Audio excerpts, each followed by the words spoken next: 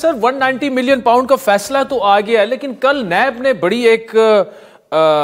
ऐसी press release जारी की कि मलिक रियाज के खिलाफ इससे पहले इस किस्म के एलिगेशंस भी सामने नहीं आए और शायद किसी की जुर्रत भी नहीं थी। लेकिन साथ में अब ये कहा जा रहा है कि गवर्नमेंट ऑफ पाकिस्तान जो है वो यूएई गवर्नमेंट से बात करेगी कि उन्हें एक्स्ट्राडाइट किया जाए, उन्हें पाकिस्तान वापस लाया जाए। क्या ये फैसला हो चुका है? और अगर नामुमकिन नहीं तो बहुत ही मुश्किल काम होगा।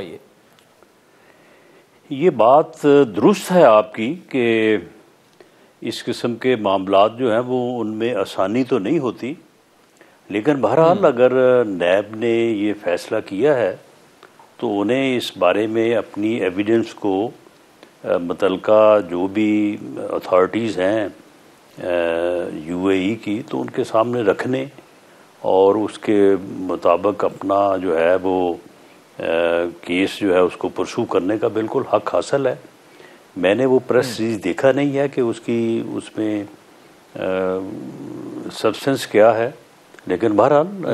नैब एक अदारा है और उस अदारे को अपनी इन्वेस्टिगेशन या अपनी एविडेंस की बुनियाद के ऊपर अगर वो किसी को चाहता है कि वो उसको इन्वेस्टिगेट करे, उसको लेके आए, तो बहरहाल कानून उन्हें यह हक देता है।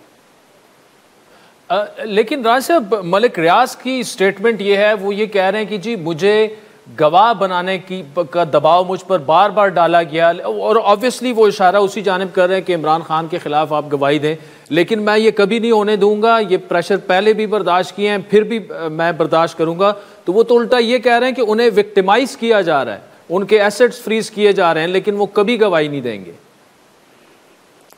बहरहाल ये उनका मौक़िफ़ है। मैं इस बात से आगाह हूँ, वाकिफ़ हूँ कि ये जो मामला हुआ है इसका जो ये पैसे यूके से वापस आए हैं एनसीए 190 मिलियन पाउंड वाला, 190 मिलियन पाउंड, तो ये तो बात बिल्कुल अयां है कि वहाँ पे जो favour as prime minister Imran Khan साहब ने मलिक साहब को दी, वहाँ पे जो उन्हें फैसिलिटेट किया, वहाँ पे जो उनकी रकम, वहाँ पे वो एक मनी लॉन्ड्रिंग के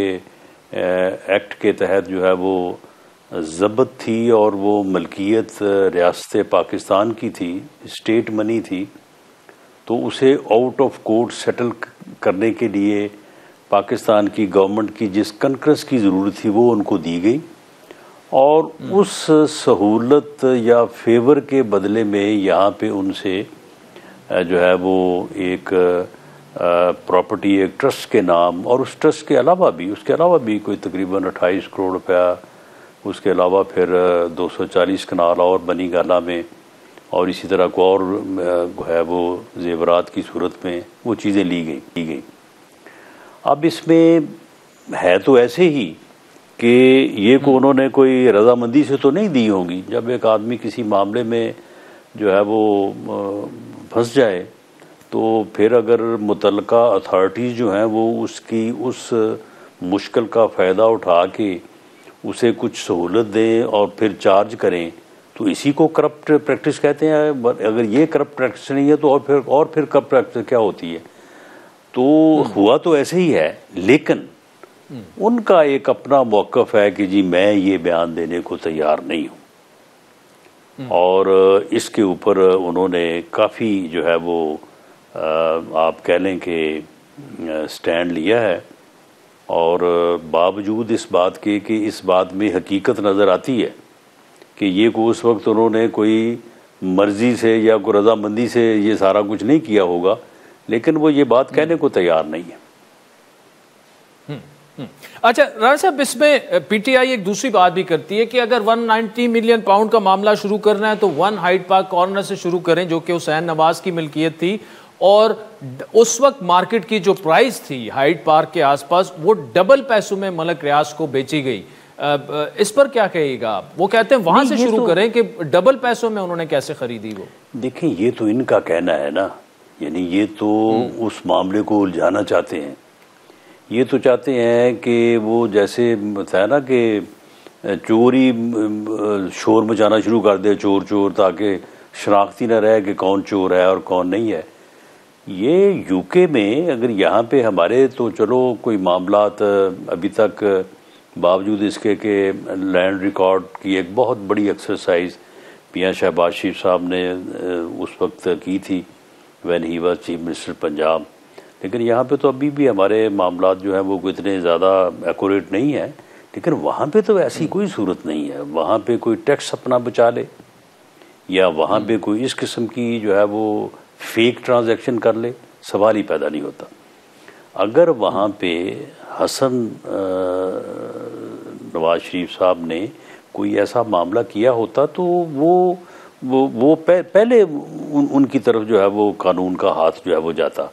बल्कि मेरी इन्फॉर्मेशन जो है वो ये है कि पहले ये काम शुरू इन्होंने किया था और हसन के ख़िलाफ़ इन्होंने शुरू की इंक्वायरी उनके ऊपर हाथ डालने के लिए, और वहाँ से जो है वो फिर बात आगे चली तो वो बात जो है वो मलक रियाज साहब तक पहुँच गई, और वहाँ तक जब पहुँची तो फिर इनका बीच में जो है वो खांचा लग गया, दाव लग गया। तो वो शहजाद अकबर साहब ने ये सारी सौदेबाजी की और करने के बाद उन्होंने अपना भी जो है वो अमाउंट वहीं पे रिसीव करके वहीं पे रखी हुई है, वहीं पे वो मौज उड़ा रहे हैं वो उन्हीं पैसों से। तो अगर ऐसा होता तो यूके के कानून से वो बच ना निकलते। और लेकिन शहजाद अकबर साहब तो ये कह रहे हैं राना साहब आपकी गवर्नमेंट को बार बार कि आप सबूत लेके आए, केसेस करें, और मैं बतौर गवाह वीडियो लिंक के जरिए अपेयर होने के लिए तैयार हूं। तो आए ना, फिर आके फेस करें। वो झूठा आदमी, आपको पता उसने कहा यहाँ पे जब वो था रोज़ प्रेस कॉन्फ्रेंस करता था और कितने बड़े बड़े झूठ बोलता था वो, और आप देखें बाद में निकला के आए फिर सारा उसका अपना ही फ्रॉड। बल्कि ठीक है, जब ये जायदाद जो है वो इमरान खान साहब ने अपने नाम पे या अपनी अहलिया मोहतरमा के नाम पे हासिल की है, लेकिन इनको भी जो है वो इस जाल में फंसाने वाला वही है।